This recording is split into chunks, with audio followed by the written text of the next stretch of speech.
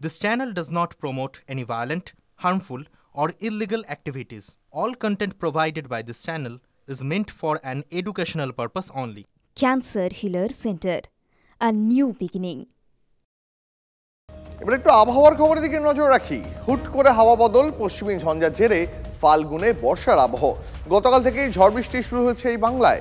আজও কলকাতা সহ বিভিন্ন জেলায় বৃষ্টির পূর্বাভাস রয়েছে। আরও বিস্তারিত জানতে কথা বলবো, আমাদের সঙ্গে টেলিফোন লাইনে কমলেশ রয়েছেন, জানাবেন ওয়েদার আপডেট। কমলেশ, আবহাওয়ার যে পূর্বাভাস রয়েছে আজ এবং আগামীকাল এই দুদিনই দক্ষিণবঙ্গের সমস্ত জেলায় হালকা থেকে মাঝারি বৃষ্টির পূর্বাভাস। বিক্ষিপ্ত বৃষ্টি, সব জায়গায় একইভাবে হয়তো বৃষ্টি হবে না, কিন্তু কোনো কোনো জায়গায় বিক্ষিপ্ত বৃষ্টি, হালকা কোথাও কোথাও মাঝারি বৃষ্টি হতে পারে। কালকে হয়তো পরশুদিন কিছু জেলায় বৃষ্টি, আবার শনিবার রোববার দুদিনই দক্ষিণবঙ্গের সব জেলায় হালকা থেকে মাঝারি বৃষ্টি হবে। উত্তরবঙ্গে বিক্ষিপ্ত বৃষ্টি হতে পারে। গতকাল থেকেই এই বৃষ্টি শুরু হয়ে গেছে। ইতিমধ্যে এত পরিমাণে জলীয় বাষ্প ঢুকেছে, গতকাল পশ্চিম মেদিনীপুর, ঝাড়গ্রামে অনেক জায়গায় শিলাবৃষ্টি হয়েছে। এরকম শিলাবৃষ্টি হলে চাষে, বিশেষ করে আলু চাষে ব্যাপক ক্ষয়ক্ষতি হতে পারে এবং যেহেতু বজ্রবিদ্যুৎ সহ বৃষ্টি হচ্ছে, ফলে বাজ পড়বে এবং এই বাজ পড়ার সময় সাবধান থাকার বিশেষ পরামর্শ আবহাওয়াবিদরা দিয়েছেন।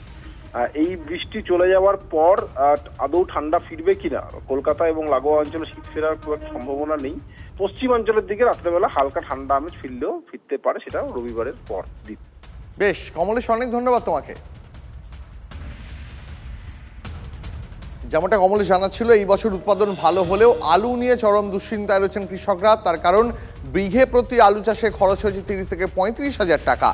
এখন মাঠ থেকে বিক্রি করে কৃষকরা পাচ্ছেন 20 থেকে 25 হাজার টাকা। চাহিদা বেশি না হওয়ায় মুখ ফিরেছেন ব্যবসায়ীরা। পশ্চিম মেদিনীপুরের গড়বেতা চন্দ্রকোনায় মাঠেই আলু পড়ে রয়েছে, তার উপরে ওয়েদার আপডেট বলছে বৃষ্টির পূর্বাভাস রয়েছে, ফলে চরম দুশ্চিন্তায় আলু চাষিরা। বর্তমানে চন্দ্রকোনায় মাঠ থেকে উঠতে শুরু করেছে পোখরাজ আলু, কিন্তু মাঠের আলু মাঠেই পড়ে থাকছে। আলু কেনায় অনীহা ব্যবসায়ীদের, দাবি কৃষকদের। ভিন রাজ্যে আলু রফতানিতে সরকারি বিধিনিষেধের জেরে হিমঘরে এখনও মজুদ রয়েছে পুরনো আলু। নতুন আলু কেনায় অনীহা দেখাচ্ছেন ব্যবসায়ীরা।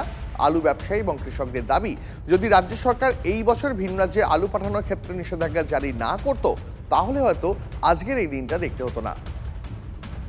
কৃষকরা শীত আসলেই আলু চাষে মেতে ওঠে, আর এই আলুই এখন দুশ্চিন্তার প্রধান কারণ হয়ে দাঁড়িয়েছে কৃষকদের।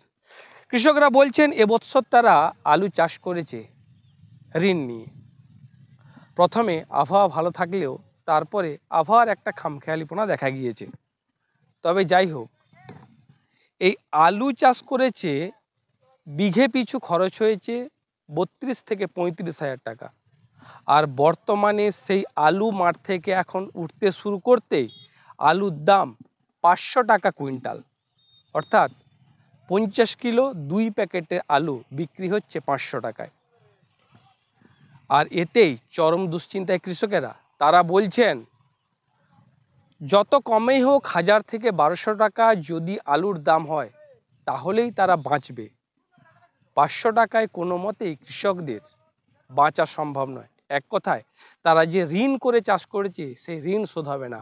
আলু এখন মাঠেই তারা রেখে দিচ্ছেন, এক কথায় মাঠেই তারা গাদা করে ঢাকা দিয়ে রেখে দিচ্ছেন, দাম বাড়লে বিক্রি হবে।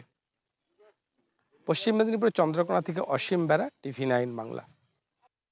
এর সমস্যা বলতে 500 টাকা কুইন্টাল বিক্রি হচ্ছে, এটা 1000 টাকা বিক্রি হলে তো কিছু লাভ হতো, মাথাটা বাঁচতো। আমার 500 টাকা কুইন্টাল, বীজ কিনা হয়েছে 3000 টাকা বস্তা, সার 2000, জল 2000 টাকা, মুনিশ আছে, বিষ আছে, জিনিসপাতি সব বন্ধক আছে। সার 2000 টাকা, আলু 3000 টাকা, আবার জলের পয়সা, ন্যাংলের পয়সা, কি করে তাহলে শোধ করবো? বাজারে আমদানি প্রচুর। কোথায় পাঠান আপনার এই আলুটা? এরা উড়িষ্যা যাচ্ছে, উড়িষ্যা থেকে আরও কমে যাইছে তারা, তাও মানে এটা দামে কিনা হচ্ছে আলটা, তাও কিন্তু তারা তো চাইছেই না, কম দামে খুঁজছে তারা 500 টাকায় মাংছে আলু। আমরা দেবো কোথা থেকে করবো? আমরা তো দাম হলে তো আমরা তো চাই 400 টাকা পাক, আর না দিলে কী করবো বলুন?